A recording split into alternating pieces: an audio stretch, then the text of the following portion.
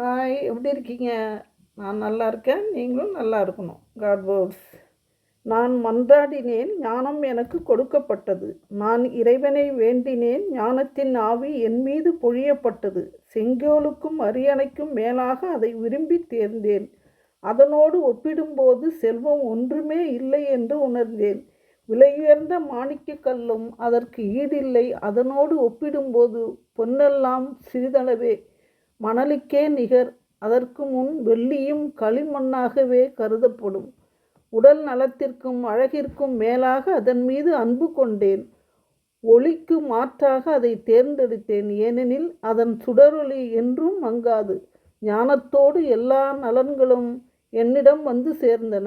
அளவற்ற செல்வத்தை அது ஏந்தி வந்தது. அவற்றிலெல்லாம் நான் மகிழ்ந்தேன், ஏனெனில் ஞானமே அவற்றை வழிநடத்துகிறது. அதுவே அவற்றையெல்லாம் ஈன்றெடுத்தது என்பதை அறியாதிருந்தேன். ஞானம் ஒரு மனிதனுக்கு எவ்வளவு முக்கியன்றதை இந்த நற்செய்தி நமக்கு அருமையாக வெளிப்படுத்துதுங்க. இப்போ ஞானத்தை நம்ம உள்ளத்தில் எப்படி தங்க வைக்க முடியும்னா, பொறாமை, காழ்ப்புணர்ச்சி, தீய சிந்தனையெல்லாம் அகற்றி தூய்மையான உள்ளம் இருந்தால் ஞானம் உள்ளவர்களாக வாழ முடியும். ஞானம் இருந்தால் தான் இவ்வளோ ஆசீர்வாதங்களையும் கடவுள் நமக்கு தருவார்.